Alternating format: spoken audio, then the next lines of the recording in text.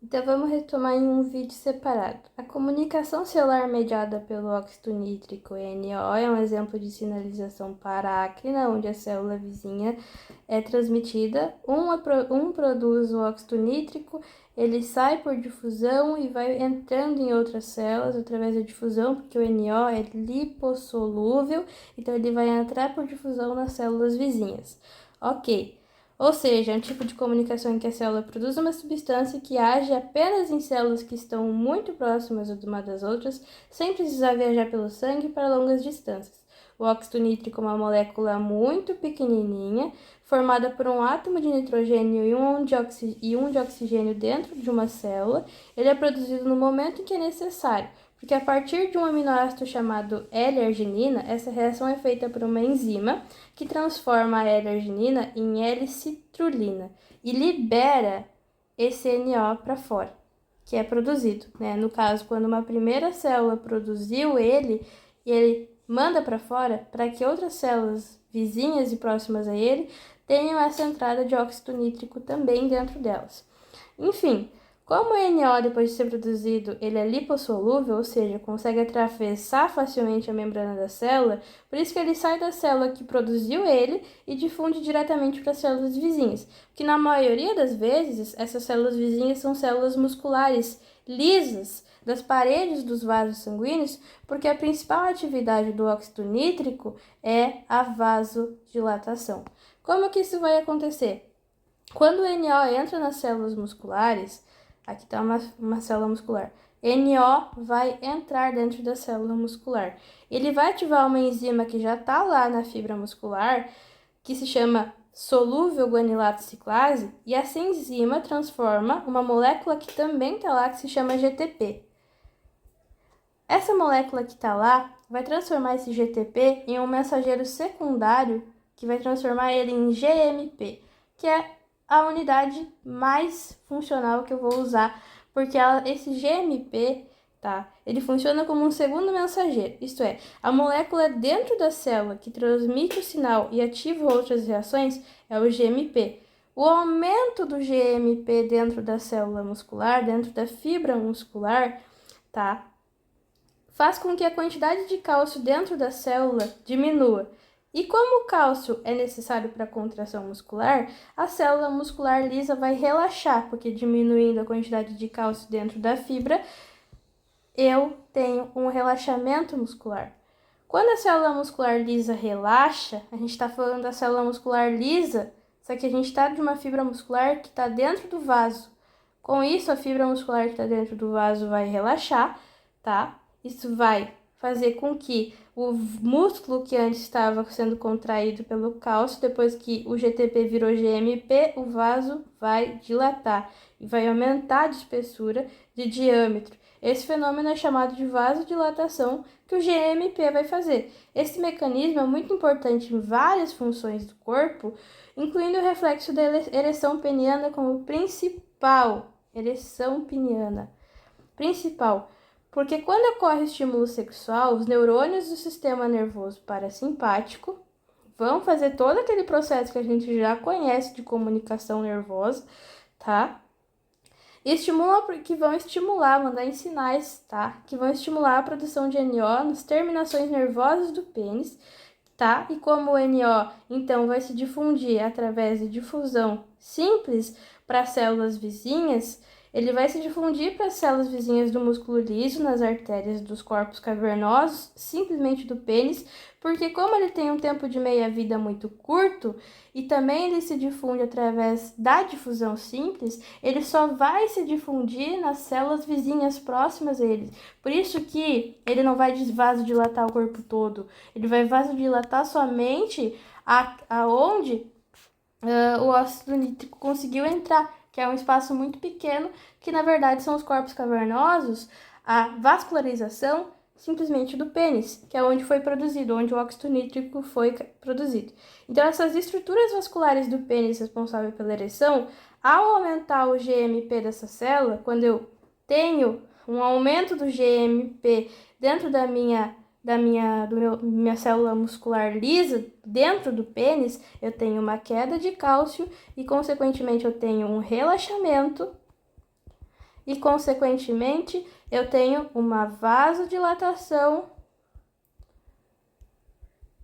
que, consequentemente, tem uma ereção, ou seja, piu-piu duro, ereção, tá? O que vai acontecer? O tecido vai se encher de sangue, tá? Porque, com o relaxamento da artéria, o aumento do fluxo de sangue para os corpos cavernosos do pênis, o tecido se enche de sangue e as veias que normalmente drenariam esse sangue ficam comprimidas, fazendo com que o sangue fique preso no local, o que naturalmente vai produzir a ereção. Mesmo sendo um gás que difunde facilmente, o NO não provoca dilatação em todo o corpo. Por quê? Porque isso acontece porque ele tem uma meia-vida muito curta, um tempo de duração muito curto, que vai durar apenas alguns segundos, e além disso, quando entra em contato com o sangue, ele reage rapidamente com a hemoglobina, tá? O óxido nítrico reage com a hemoglobina das hemácias e faz com que ele fique inativado. Por conta disso, o efeito DNO fica restrito ao local onde ele foi produzido. Então, a ereção não pode durar infinitamente, tá? Então, o corpo precisa interromper esse processo depois de alguns minutos. Isso ocorre porque o GMP começa a ser destruído por células, por uma enzima, tá? Por uma enzima. Não vou falar o nome da enzima, que é a fosfodiesterase, tá? Então, o GMP que estava lá em abundância no meu músculo liso do pênis, ele começa a ser degradado. Começo a degradar esse GMP. O GMP vai começar a cair e quem que vai tomar lugar de novo?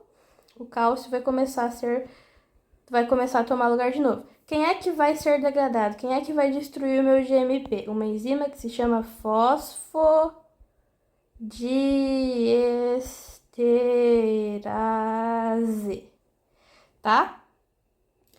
Quando o GMP é destruído, o cálcio, tá? Volta a aumentar dentro da célula muscular lisa. O músculo volta a se contrair, as artérias que antes estavam vasodilatadas vão voltar à espessura normal, tá?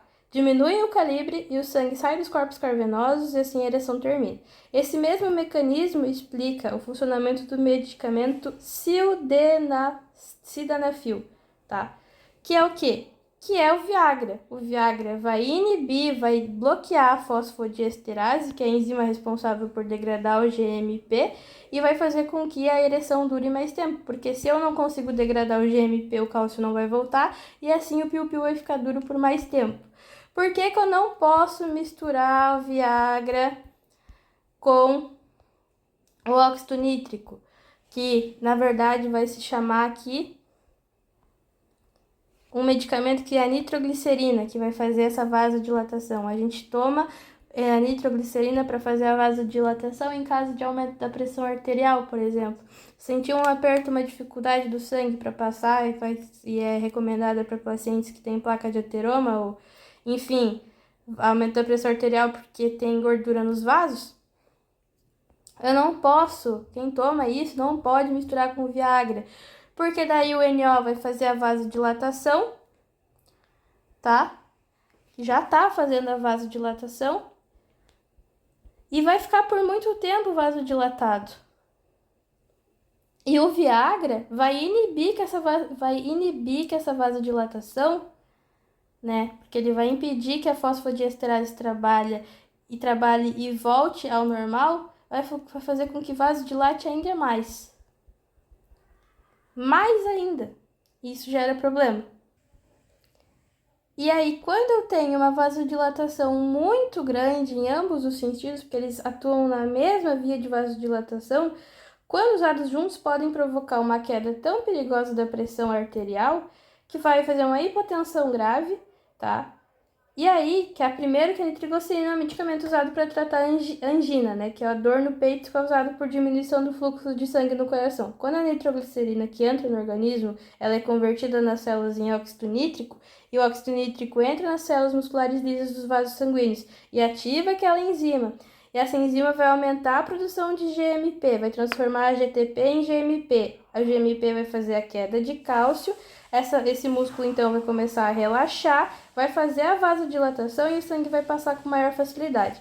E o Viagra atua em outra etapa desse mecanismo, justamente porque ele vai inibir que o GMP seja degradado, vai fazendo com que a fosfodiesterase, né, vai inibir a fosfodiesterase, que consequentemente vai impedir que o GMP seja degradado. E aí vai fazer com que vasodilate ainda mais, né?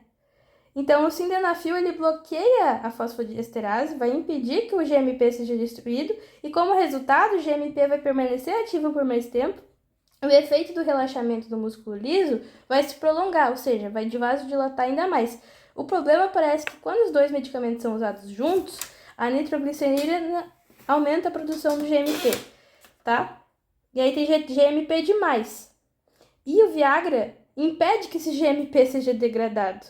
Ou seja, ocorre uma acumulação muito grande de GMP nas células musculares dos vasos sanguíneos, e esse excesso faz com que os vasos sanguíneos do corpo relaxem ao mesmo tempo, causando uma vasodilatação sistêmica intensa, e quando os vasos dilatam demais, a pressão arterial vai cair rapidamente e vai levar a tontura, desmaio, queda brusca da pressão, diminuição do fluxo de sangue para o cérebro e para o coração, e em casos graves isso pode levar a um choque circulatório ou infarto. Por isso que não se deve misturar os dois, ok? Enfim, acho que já falei tudo que tá aqui. E até mais. Beijinhos.